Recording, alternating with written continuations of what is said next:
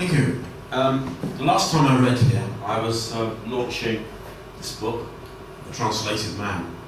And these poems, and there's copies somewhere there, these poems claim to be the fictional, no, they don't claim they are fictional, they don't have to claim because the word fiction floats.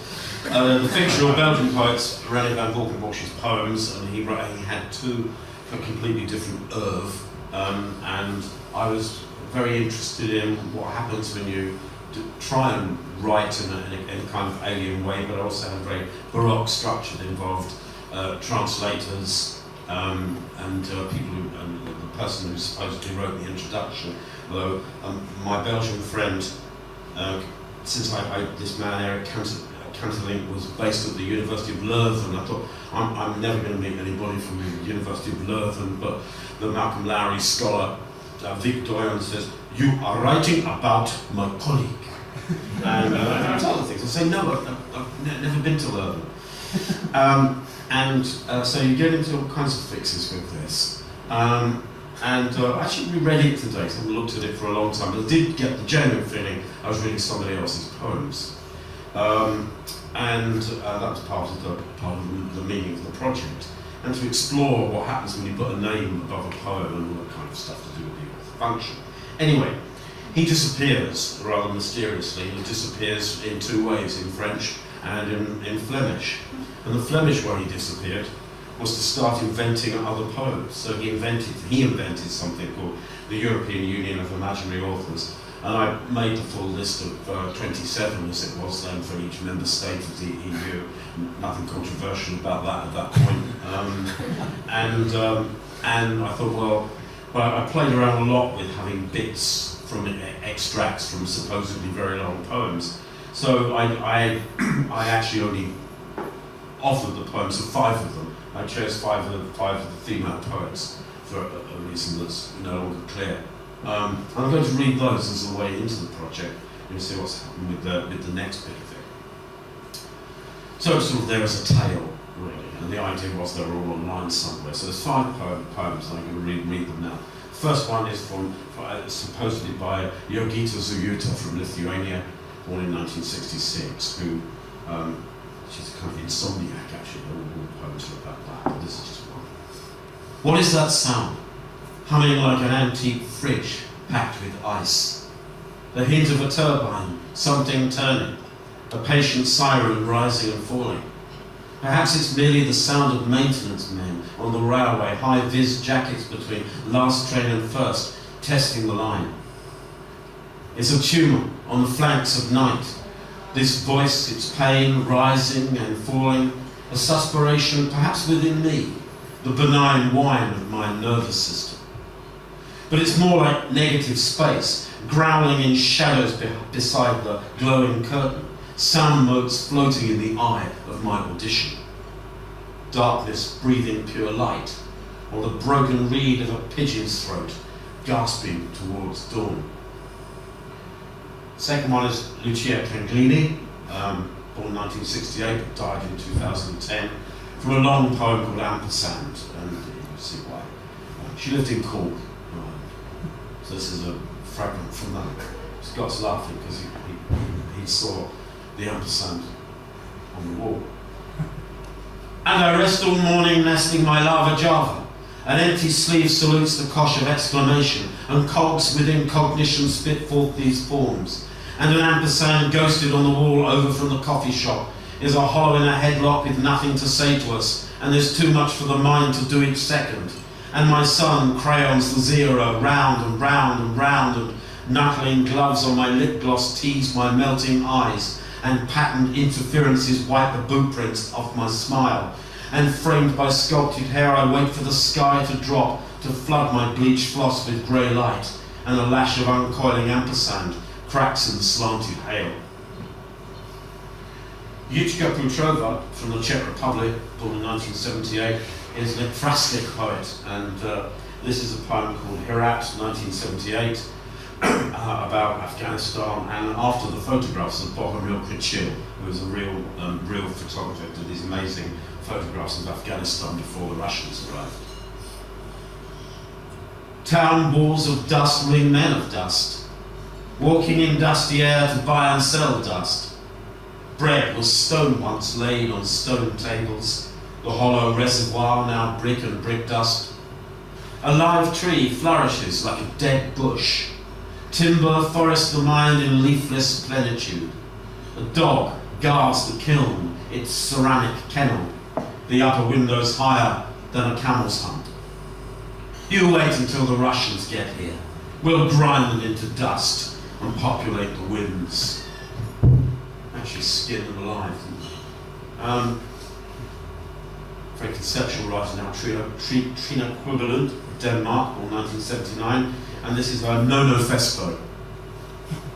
No poetics, no ideas, no power, no poems, no edits, no fidelity, no interruption, no nouns, no prosody, no flesh, no form, no genre, no things, no typing, no psychology, no representation, no symptomology, no disjunction, no motivation, no plumbing, no interferences, no affect, no noems, no transgression, no philosophy, no technique, no subversion, no empathy, no delight, no vanguard, no enjambment, no conceptualism, no fiction, no ecstasy, no gender, no goats, no poet, no sonnets, no we, no message, no conjunction, no noise, no shining, no record, no silence, no jumps, no entropy, no map. Only she reads it very slowly. And the final poem of this set, and actually the final poem of the book, and it's also the last poem in my selected poems, which are also there. And I like the fact it's at the end because it's called Book 1, Poem 1. All propositions in poems are fictions, I know, except in this one. Otherwise, why would I write it now? It sits where I sit in languaging what it in languages at the centre of my fabulous continent, which, like the middle of an old record overplayed clumsily, is a loose black hole that's unfit for purpose, whose purpose was to repeat what's already been performed. I lie in wait for the new lyric which lies low, lying like hell in heavenly form. It echoes my chance to change my life. And so that sort of, this project was finished with Van Valkenburg poems, with these poets within poems, like kind of Russian dolls. And I was struggling to think about how that would, I went back to that list, supposedly put together by Van Valkenburg, decided to write the lot. I started with these 5 whose works that I've just read, and I'm just going to read you what I did for the last of that. The last poet there, Sophie Pottmeyer, and they started to have a little bit more of a life. So probably kind of appropriate to this stage. She has another career as a burlesque dancer and an art critic. And I'm going to read a couple of things that, well, these 2 are supposedly about 2 of her performances, really. And this one is called Book 3, Poem 7, which carries on with that. And it's after Madame Malamé's fan dance, and the music is Claude Debussy. I think I say somewhere this is the most literary and least successful of her performances. But this is really a mashup of Malamé's poems for his wife's fan, which is not a euphemism. With nothing but the other thing about this, doing this project, is it's great because you can do things like rhyme. With nothing but language, O dreamer, I dive between these borrowed words. I understand their beating in the skies with its pure, rough joy like birds. I am tolerant of your precious places. By subtle fraud, my future verse will rise to keep my spangly wings in mind, flickering on their course. A messenger of cool dusk, this fan is. It's the one way to you in every shot. Imprisoned by the flutter behind my talk behind, the lusting gust that turns the plot, but with whose brand some mirror shines vertiginously racing, quivers, limpid in pursuit, with monstrous kiss unlacing by unlacing. Invincible dust shakes most furiously from flesh, because no one is to be born after.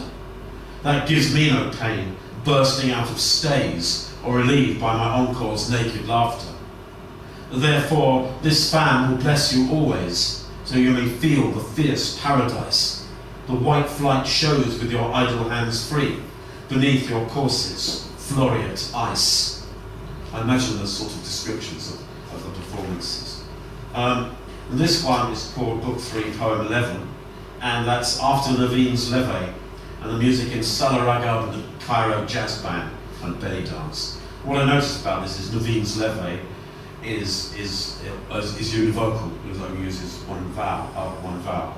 And Salaragab and his Cairo Jazz Band almost does. Leave out Cairo if it does. So she does a little Olympian thing really. Deep sleep, then Queen Naveen's eyes were serene. Her feet between the sheets flexed, then peeped, gem sleek. She left the bed, entered her levee, flew. Heels crept, eyes begged. Her legs kept the slender steps she'd left perfect. She'd let the 17 meek temple wenches teem.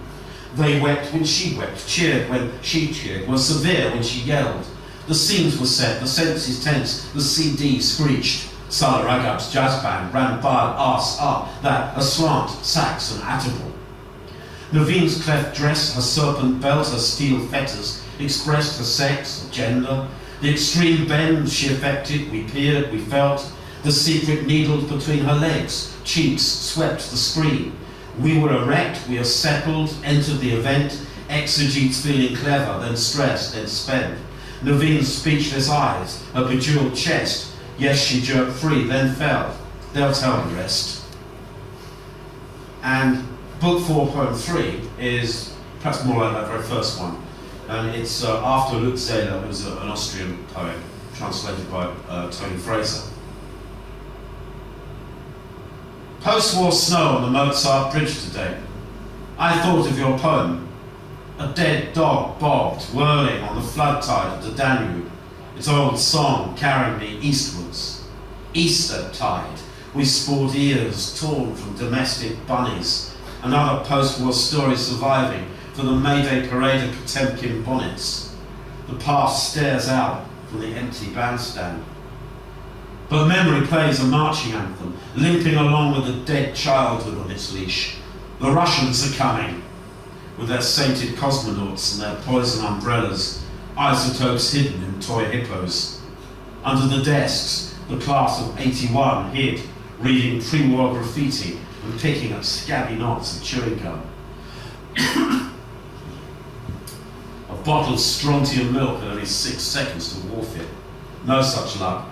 We climbed out again, stretching into freedom. It was fortified at its fraying edges. Sorry about to cough. Some line drawn across the local mountains from the songs that gathered around the skirts of the statues. If you had not existed, you would still have made me up. And today, an April river wind would still rip from the east. A swan ruffles its feathers, buries its beak in blue, points to where my poems sink like a sack of drowning puppies. She's got a bit grin up in her old age. It's just probably the water, better than the beer. I was worried that I would cough in front of you, but I've done it now, so I'm not worried about it anymore. That was quite strenuous to write new poems to those poets. So I realised, I don't know how I realised, but the best way to do this, and actually the most interesting way to do this, would be to write these poems in collaboration. And collaboration, one of the theories in collaboration is about the invention of the third voice. I don't think all collaborations work like that, but I think there's an attempt in most of these. So I think I should acknowledge the people I collaborated with. So the named people on this project, Jason Arbleton, unfortunately he's made up as well. Joanne Ashcroft, who we'll hear from later. Sweat is pouring into my eyes, I'm like Elvis. I didn't expect to be Elvis tonight. All sorts of people I expected to be, but not Elvis. Joanne Ashcroft is here tonight. Alan Baker is here tonight, James Byrne, Alice Conlon, Kelvin Corcoran, Anna Maria Crowe-Serrano, Patricia Farrell is here tonight, S.J. Fowler, who's sort of here tonight, as it were, Alan Fisher is here tonight, Robert Hampson, Jeff Hilson is also sort of here tonight, God's Room Wireless, which was a cut-up engine, Tom Jenks is here, Francis Crook, Rupert Lloyd-Dale, Steve McCaffrey, Erica O'Nordal, who will be sort of here tonight, Sandy Palmer, Simon Perrell, Jessica Puller O'Duran, Zoe Spalding, Daniel Schoden, Philip Terry, Scott Thurston, who is here tonight, and Rene van Valkenbosch, I'm glad to say, is not here because he's disappeared. And I say somewhere, and I think this expresses it, so I'm going to read it. I would like to thank all of those collaborators who pooled their sovereignty, as it were, and constructed these poems and people in many and different ways. And I'm going to move on now to, I'm slowly going to disappear from the proceedings, but I'm going to be half here for this. Because Patricia, Farrell and I wrote the works of the Bulgarian poet Euoia Dimitrov, Behind Into Beyond, and it actually is a two-voice piece. So we're going to perform that now. But I think Patricia's going to tell us a bit about that, Euoia. Well, all I know. Euoia Dimitrov is a Bulgarian poet and painter. His recent painting, Joined Together, My Brothers and Sisters, is featured on the cover of the Euoia anthology, Twitters for a Lark. More of that in a moment. A famously private man, Dimitrov is the sole exponent of the celebrated Nostalgician Constructivism school of Bulgarian poetry. I'm sorry, my Bulgarian's not very good. Much of his writing is a formalist evocation of a childhood spent outside the town of Borovets on the Thracian plain. For reasons known only to himself, he now lives in Berlin. But last night, you only said you thought he might be a hairy man. Well, that's what I knew then. Right. Right, Yeah. And in this anthology, which I haven't told you about yet, it just says simply lives in Berlin. Anyway, this is. That's all he wanted you to know. Yeah, that's all he wanted, but you've found out more. Okay. Behind into beyond. Left, right. Votev the horse and the back end of the Trabant, the socialist centaur. Trot, split. Kiss my Cognitive beginning. volition. Bend me, green, red. Red wine, heavy on the oak table. Plant me, flowers on my sky, blue, Fermented breeze. on which I roll.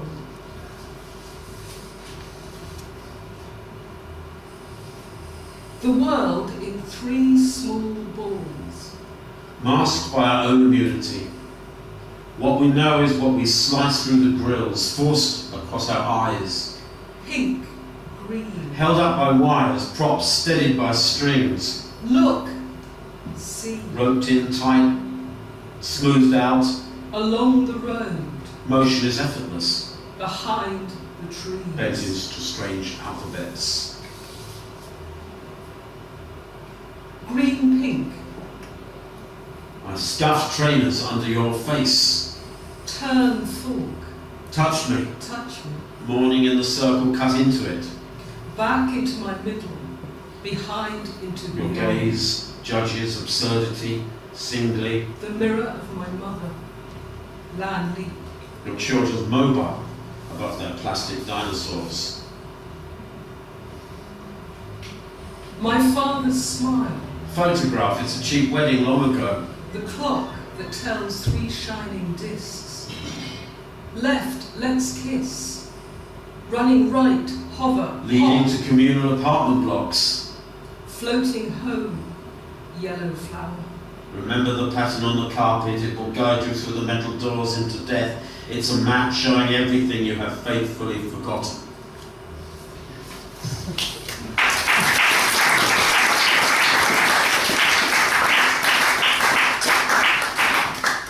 And rather than hog anymore, what I'm going to do for the rest of this first set is hear three poets read the collaborations that we wrote. If it is about the invention of a single voice, it seems sensible, I think, to do it that way. So you don't have that thing where you do a collaboration of something and hear who wrote what. The whole idea was to disguise that, if you like. So the first of those three, and then there's a film, is Joanne Ashcroft, who's reading Slovakia's Mateusz Dobresh, a couple of poems by him. Okay, Joanne.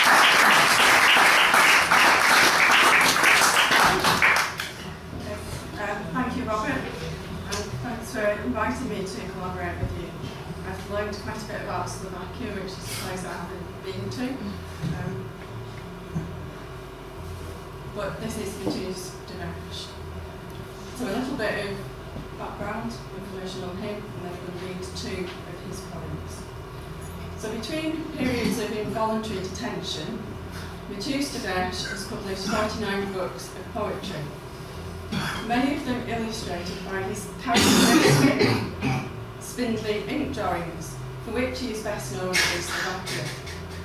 Inspiring a certain trepidation in the viewer, these drawings are symptomatic of de Trump syndrome, a periodic and collective form of insanity characterised in its manic periods by auditory and visual hallucinations of rational absurdity, similar to those brought on by heavy and prolonged consumption of diesel, which is a type of drink that's like snake bite, not good. A noted Anglophile, he has never visited England, but I believe he might be here somewhere tonight. Roasting one's chestnuts. Roasting one's chestnuts frees one's nose of bad odours. Sugar until it melts, smiles at a stranger, wellness impersonation. Relaxed, the house arrest bracelet slips free. But ornamental orange peeling grows very aggressive by the second round. Power jugglers scald hygiene from a mill. I was relaxed at the start, but transport is overrated. The next novel reconstruction infers monkey breeders' dance. To shoe beasts, shoot canine incident in a forest. To respond, start a city, a wild newswire. To flee one's behaviour, police animals, marry one's religion. To create the final stage, generate beautiful fundamentals in rural use, weather August on the thicket. Did the burial of the double bags involve people dressed as priests, organ players and grave diggers, the instrument on the hearse? Did granny weepers, hopelessly snowless, well wish my poems and masks? And did more than 40 mushers from 8 European countries eat our rich food, pig killing with rigidly clenched lips and slightly restrained zabini? Did somebody in Slovakia abuse my face to skip lunch? And was that somebody you? To broadcast a Bella life, work vegetables, abuse meat, think Slovak sauces, quails, think cheeses, pork, or there's always just buns. To survive scientific experiments, look for male-heavy theatre, small ladies cinema, have 15-minute rights. For dough, patronise some especially prime hotel robbery or long-list Condom World clientele in red capital.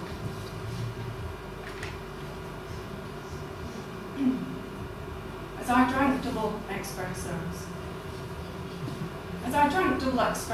in the shade outside Stor, the parade of fashionable women with their lap dogs and laptops lusted after my chestnut cheesecake. Illuminated by headless hats, I swallowed a slice with powdered moustache and wiped my mouth across my silver sleeve to disgust them all.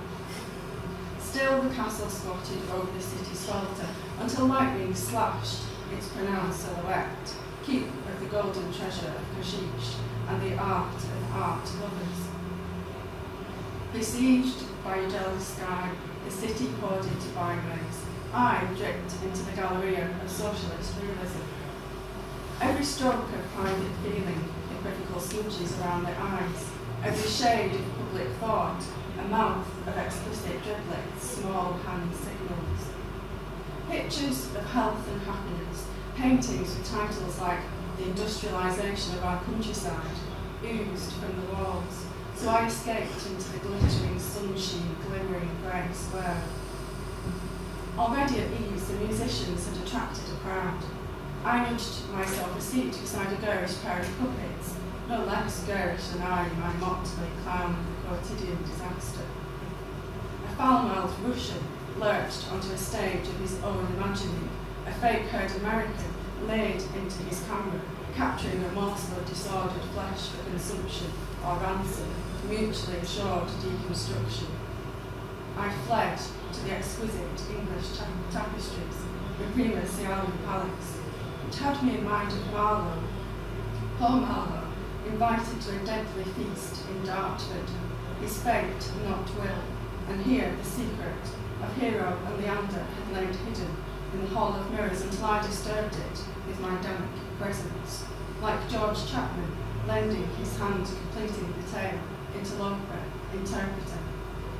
Just George, who heard Homer's Hero sing in the Batrachomaeomachia, another penniless poet in the city seeking a patron, croaking out his days.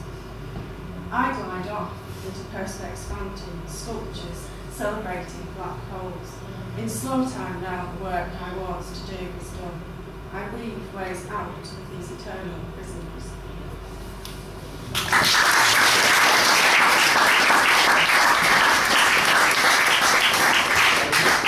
Joanne Ashcroft. Russians seem to be getting in the neck tonight. I don't quite know why. It's the selection of the poems. Next up is Tom Jenks. And we worked on Luxembourg's Georg Blindstein. His poems are very, very short, so I don't know what Tom's going to do. Tom Jenks.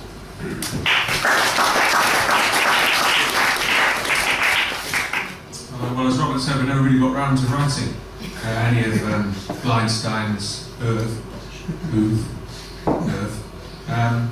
But what we did write is an account of his long, eventful, triumphant and tragic life. And I'm just going to give you a little bit of that now. We're going to join it sort of round about the middle, back in 2014, after a deep personal crisis in 2012 caused by the death of Max Bygraves, when he decided he was going to withdraw from poetry and turn his attention instead to ice sculpture. So I'm just going to read a little bit of his life. Apparently serious about his retirement from poetry, Blindstein spent Christmas 2014 in Greenland, sculpting a likeness of President of the European Council, Herman van Rompuy, into the east face of the Klangeglass Glacier. The sculpture itself took 7 days. Blindstein then spent a further 56 days melting it very slowly with a succession of matches, using some 40,000 in all. The experience cost Blindstein 3.5 toes lost to frostbite, and he was badly mauled by a walrus. It also brought criticism for environmental abuse and celebrities such as Dame Angelina Jolie, Dame Helen Mirren, and Carol Vorderman, MBE. Perhaps discouraged by the Van Rompuy debacle, Blindstein made a volte-face and returned to poetry in 2015 with Snowflakes, a series of haiku composed entirely of asterisks. In 2016, he published Quantitative Easing, a complex work combining macroeconomics, microeconomics, and macrobiotics, which Blindstein claimed had cured his much documented bowel problems. In an interview in that year, Blindstein stated that he had not eaten cooked food since sharing a tapas-style starter with former British poet laureate Andrew Motion at a dinner in 2011 to honour Nobel Prize winner Thomas Tranströmer, after which he had become violently ill. News of the damage to Professor Motion's trousers and to his young female companion's stockings made Newsnight in Britain, where it provoked Jeremy Paxman to issue one of his signature smirks in a fatwa against all poets. Blindstein's presence at the dinner is mysterious, given his much publicised dislike of sweets. This is attributed by Blindstein himself to being bitten by his father's balhund in early childhood, and reinforced by an incident where he became trapped inside an IKEA wardrobe he was assembling for his mother and had to be rescued by the fire brigade. In 2018, in another appearance on Heise Kartoffeln, by now hosted by former Italian pop star, glamour model and politician Sabrina Salerno, Blindstein again found himself at the centre of controversy. Confused by the bright lights and struggling with hay fever, Blindstein stumbled on his way to the stage and accidentally pulled down the trousers of President of the European Commission and former Luxembourg Prime Minister Jean-Claude Juncker. A fellow guest on a special live broadcast to celebrate the centenary of former West German Chancellor Helmut Schmidt. Juncker's underpants, a very brief blue affair emblazoned with the word Butterberg in gold, were credited with setting back the cause of European federalism for some years. The episode made Blindstein a hero of the Eurosceptic movement, with Nigel Farage quoted as saying he'd happily take Blindstein to Sevenoaks for a sausage sandwich. Blindstein replied eloquently that those who seek the sausage find only the chipolata.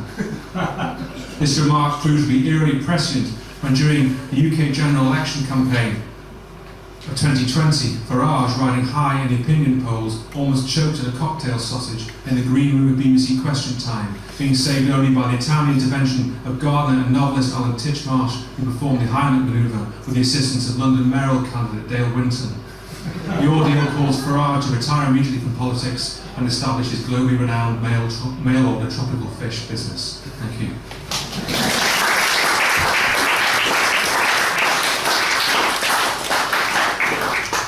Thank you, Tom Jenks. And next up is Scott Thurston. We're taking on Malta and Hubert Zuber, 1964 to 2015. Yeah, we lost him not that long ago. In the middle of a reading. In the middle of the poem. Yeah. Yes. But I have done a bit of research, as Tom will bring up in a moment. I'm often in Malta visiting family, and so I went down to the Bay of St Julian's, and I think I've located Hubert's original villa, or at least the building in which his apartment was.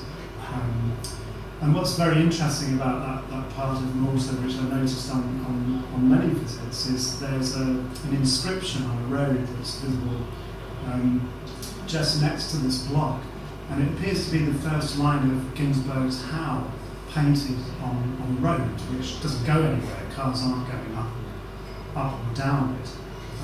But it's curious, although it's written in English, the actual word that's used for the second word of the poem is greatest rather than best, as in I saw the best minds of my generation, and that's all that there is on this fragment of the road.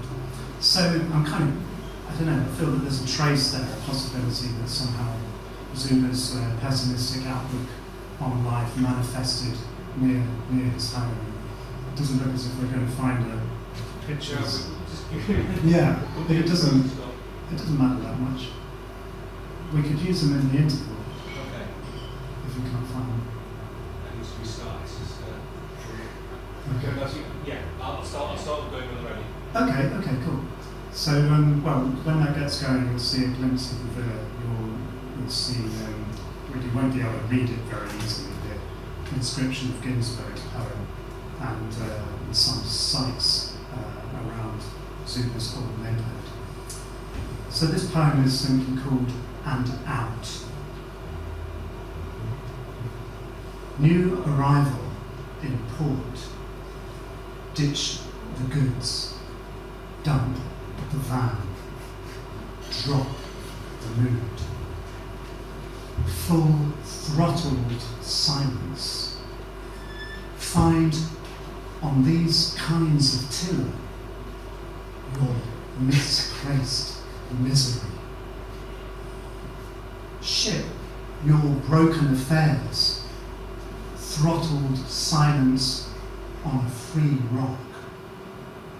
Is pay alert for nose hulls of worn swimwear and drying sheets soiled with misplaced love, exuding a sickly sexuality as though they've been fucked by ghosts.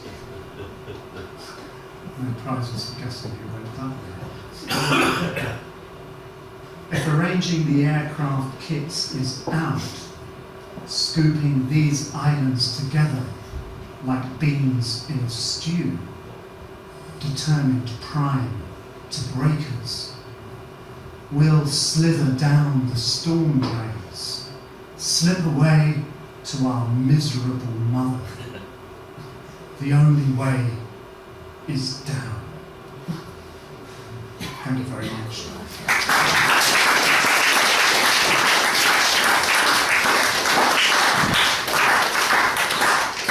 Scott Thurston. Hopefully now we're going to see Stephen Fowler, S.J. Fowler, on video. This is a kind of animated selfie in front of Norwich Cathedral, and he took on the Swedish poet Kassa Bergström, and I think he reads a couple of poems.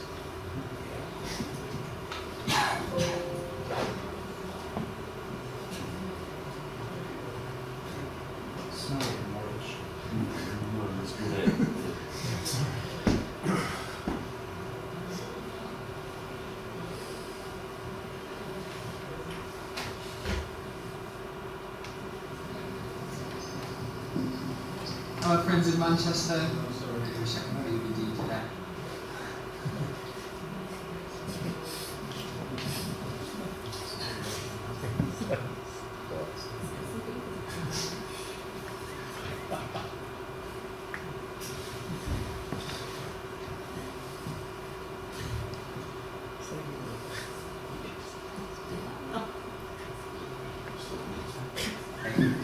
Unfortunately, I'm here in Norwich. Right. How are you going to get it back? She'll be on the break. Oh, there it is. Sorry, no, a minute. Ah! Much researching possible future poets. Most of the manufacturers. Sorry about the shaky camera. Trusted PAs like my Jenks. I'm sure you are in the dark satanic worlds of the north. I do wish I could be there. The project is amazing. Robert, it's a great honour to work with you on it. I am the executive of the Swedish poet Kajsa Bergström, and I'm going to read just 2 of her poems. You're not bored of me watching a shaky mobile phone with backlight in front of me. You're from Norwich Cathedral. Where are you off to? You get closer. Brilliant. When one in pointlessness has come as far as I, that's all I can read. Not much. When one has come as far as I in pointlessness, scraping the surface from the rock, each word enthralls, in a band that coils me and binds me to you, finds in the loam where I sink, fast, feet first, which one appears with the archaeologist's shovel, mudman rising from the past. The giant word I, buried within my tiny presence, perhaps a stone shard, hard that some toothless man has used to scrape his morbid word meat, the minute word you, scrubbed up in my astonished absence, maybe a pearl of glass that once hung around another's neck, brought from the sunken grave mound, keeps time from meaning anything at all. Typically cheery Scandinavian slowly go backwards into the light. Let's give people some dingy hard basement ruin fast north of this country.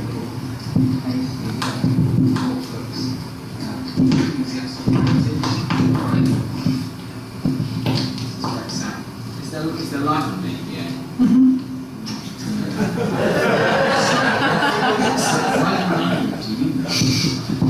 Let's go into this one.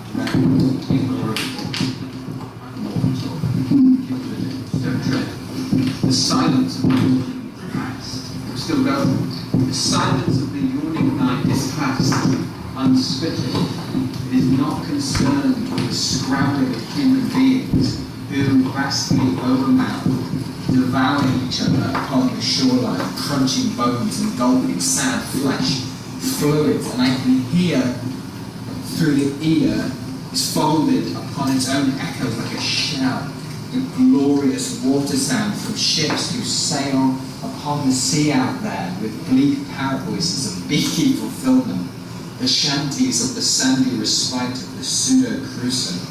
These ships, are they truly so naive, so predictable, like little ferries crossing to the little islands? Sometimes I hear from out there the drawn howls of the living, of the dying, as though. Cheery moment to say goodbye to you all. Thanks for your time. Have a lovely evening. Bye.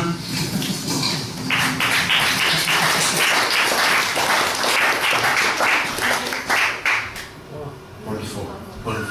And now it's time for a break. So part of our wonderful evening is a break. So we'll have that for how long do you? About 10 past. 10 past. Not about 10 past. At 10 past. Okay. See you in a moment.